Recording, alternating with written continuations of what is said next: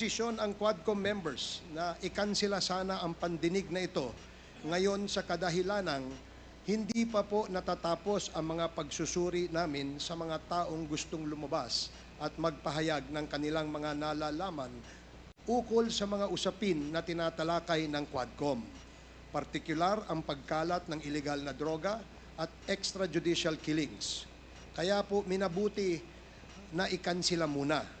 Ito pong pagkansila ay naiparating ng maayos at sa tamang oras sa lahat ng kinauukulan, kabilang na ang tanggapan ni dating Pangulong Rodrigo Duterte.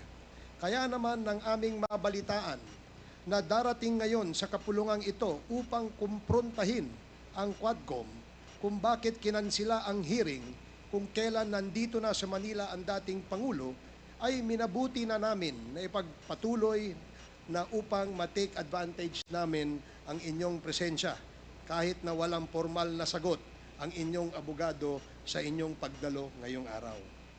Pangalawa, ang Quadcom po ay nabuo ng mapagtanto ng 4 na komite na iba-iba ang sakop at jurisdiction na nag-o-overlap na pala ang kanilang mga iniimbestigahan at marami ang tumutukoy sa pare-parehong usapin.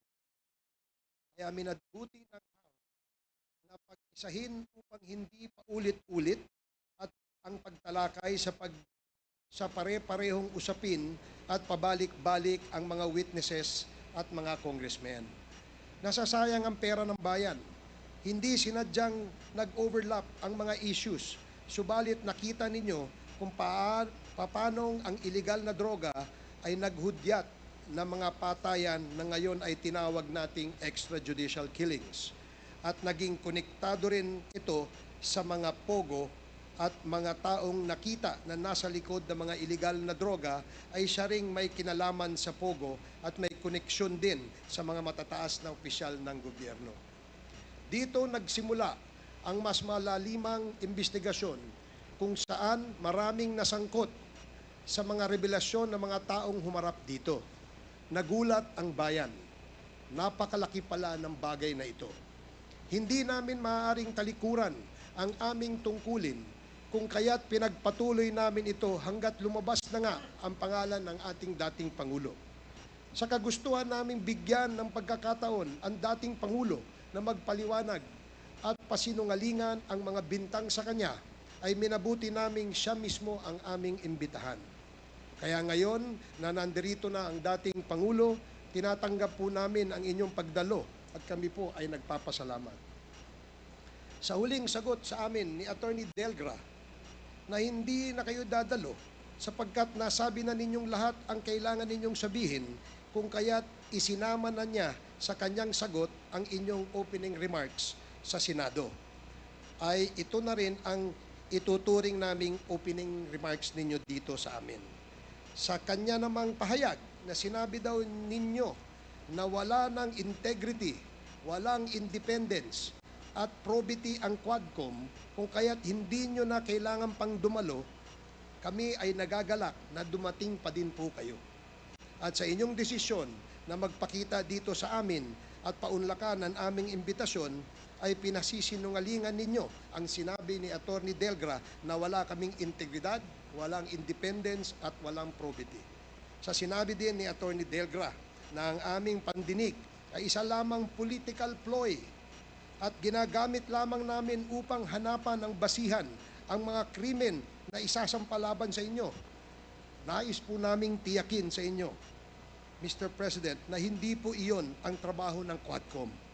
Kung may mga naibintang man sa inyo sa paglalahad ng mga ibang taong nagtestigo dito, iyon ay kanilang mga pahayag. At iyon ang nais naming bigyan ninyo ng linaw. Hindi kami naririto upang husgahan kayo, kundi marinig sa inyo ang katotohanan at ang sagot sa mga paratang at mga pahayag laban sa inyo. Wala po sa amin dito ang nag-aakusa sa inyo sapagkat hindi po kami ang may reklamo at hindi po kami ang may kaalaman sa mga pangyayari kundi ang mga ibang taong humarap dito sa Quadcom.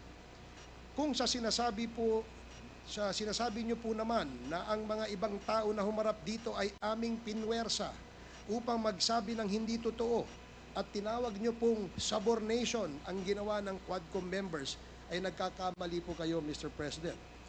Mismong mga abogado na nakaharap sa tagpong iyon, kung saan nag-uusap sina Colonel Grijaldo at Chairman Abante at Chairman Fernandez, ang nagpatunay na gawa lamang ni Colonel Grijaldo ang kanyang istorya. Sa katunayan, 2 beses nang nagbigay ng excuse letter si Colonel Grijaldo sa amin sapagkat hindi siya makakarating sa mga sumunod na mga pandinig. Marahil ay napagtanto niya ang bigat ng kanyang paratang sa Quadcom. Mamaya po ay aming babasahin sa inyo ang pahayag ng mga abogadong naroroon.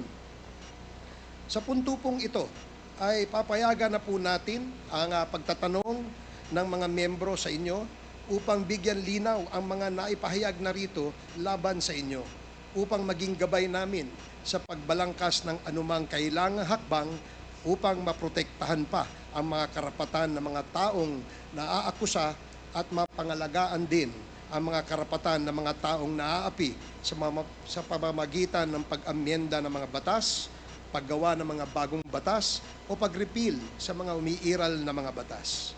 Sa pagpapatuloy po natin ngayon sa pandinig na ito ukol sa extrajudicial killings, nais po naming tiyakin sa inyo na rerespetuhin po namin ang lahat ng inyong mga karapatan. Hindi po kami naririto upang kayo husgahan, kundi pakinggan ang inyong panig. Abogado naman po kayo, Mr. President, kaya alam namin na mas alam ninyong pangalagaan ang inyong mga karapatan. Iginagalang po namin kayo, and in deference to you being the former President of the Republic, we shall accord to you all the respects due you. Kung kaya't binuksan namin ang pandinig na ito upang hindi po masayang ang pagod ninyo sa pagdalo ninyo sa amin. Nag-imbita din po kami ng mga resource persons na hindi namin inaasahan na makakadalo pa dahil nag-cancel na po kami nung Lunes. Kaya't ang pagbubukas na ito ay sobrang short notice. Kaya po sa mga makakadalo at hahabol o makakahabol, welcome po kayong lahat na mga invited guests and resource persons. Sa mga hindi po invited, ngunit naririto, pasensya na po kayo at hindi po namin kayo papayagang gamitin ang oras ng Quadcom at baka malihis tayo sa ating agenda sa araw na ito. Kung gusto po ninyong magpaimbita sa susunod, ay iimbitahan po namin kayo.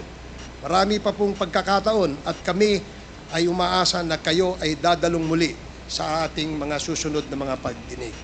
Magandang umaga po at maraming salamat sa ating lahat.